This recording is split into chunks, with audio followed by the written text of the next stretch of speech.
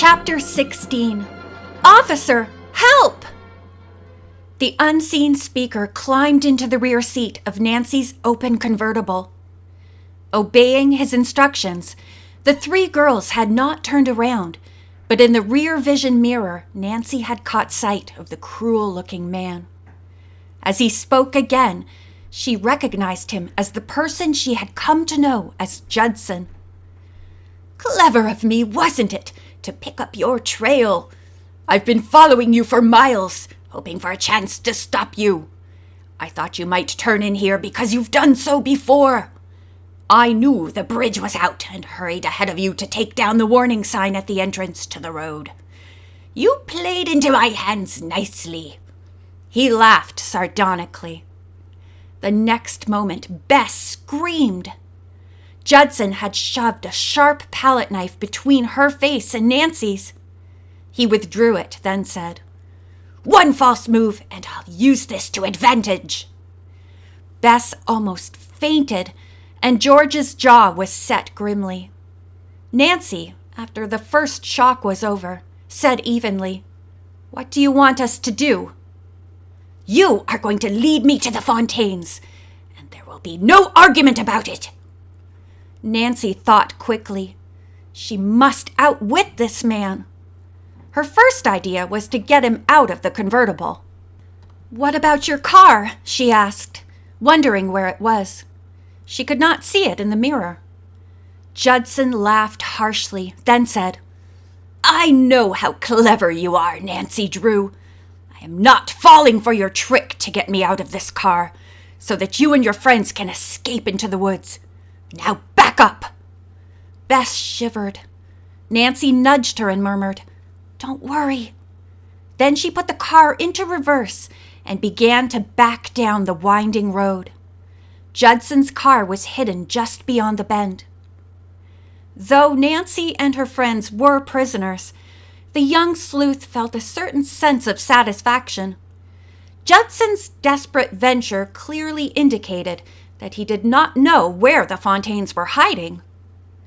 Nancy sensed, too, that one of the reasons he wanted to ride in the car was because he did not dare walk through the woods with the three girls. In a struggle to get free, his prisoners would be more than a match for him. When they reached the main road, Nancy decided to stay on the highway as long as Judson would allow it, hoping to meet a state police patrol car. But she had driven only a short distance when Judson said, "I know you wouldn't hide the Fontaines along the highway. Get off it at once and lead me to them." George had surmised Nancy's plan. Carefully concealing her action, she slipped a notepad and pencil out of her purse. Holding it on her lap where Judson could not see it, George wrote, "Do you want Bess and me to tackle him?" A look of fear crossed Bess's face as she read it. Nancy, too, had seen the note. Slowly taking her right hand from the wheel, she scribbled, "Not yet."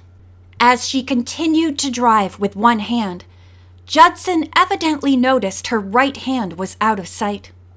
He placed the point of the palette knife between Nancy's shoulders and barked, "Keep both hands on the wheel where I can see them." Nancy complied hurriedly and turned into a side road.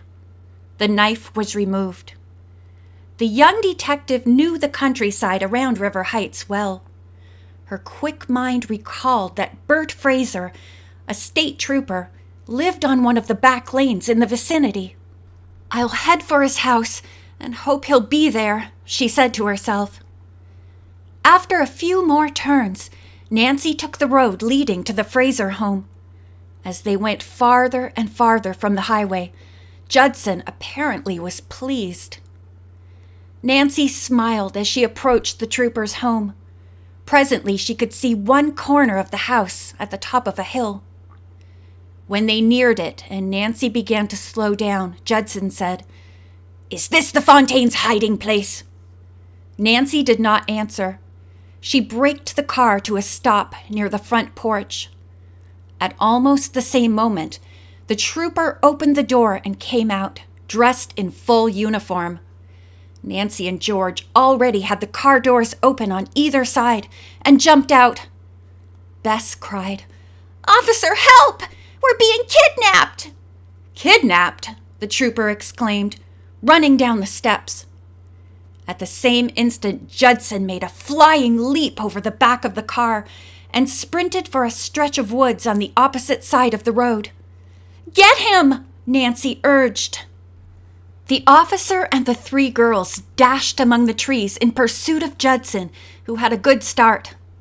They could hear him crashing through the brush, but could not spot the fugitive in the dense foliage. As they ran on, Nancy gasped out her story. At a clearing near the brow of a hill, they caught a brief glimpse of the man. Officer Fraser shouted at him to stop, but Judson ignored the command. He swerved to one side and again plunged into the cover of the woods. The chase continued in zigzag fashion for 15 minutes. Suddenly, Nancy realized that they were chasing the man directly toward the Nickerson cabin. She told the others and said, "It would be better to let him go than have him find the Fontaines. Let's give up the chase. Then maybe he'll head for the main road. He does have a car hidden back where he stopped us." "All right," the policeman agreed. "I have my radio car at the house. I'll go back and send out a general alarm. You girls can follow at your leisure." Nancy and George felt as fresh as ever, but poor Bess was panting and insisted upon resting a few minutes. By the time they reached Bert Fraser's home, he had already contacted headquarters.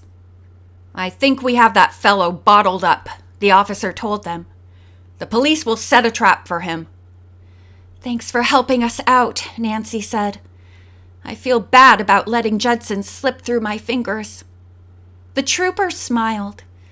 "Would you like to go along with me and help capture him?" Nancy beamed. "I sure would.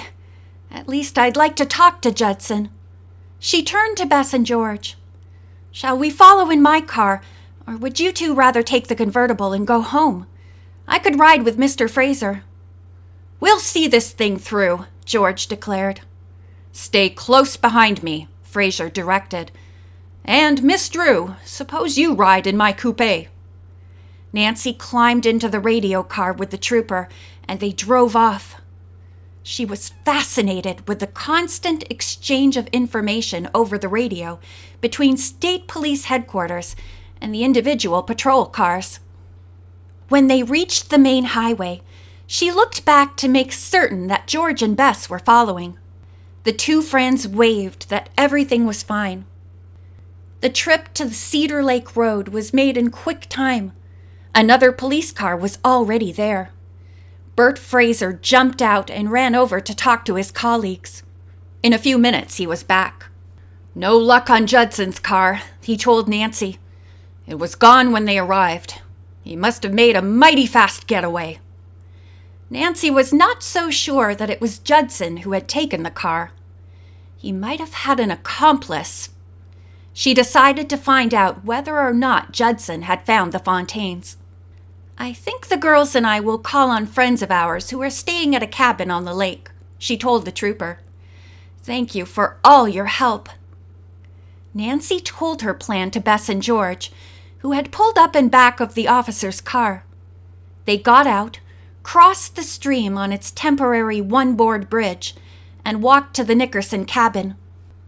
As they turned into the circular drive in front of the cabin, Nancy's heart sank. There was no one in the chairs on the porch. And despite the fact that it was a warm day, every window in the cabin was closed. The boats were tied up at the wharf, and the lakefront was deserted. Nancy hurried up to the front door of the cabin and tried it.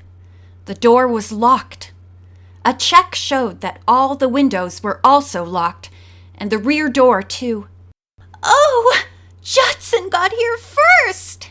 Bess wailed. "He's kidnapped Hélène and Henri!" End of chapter 16.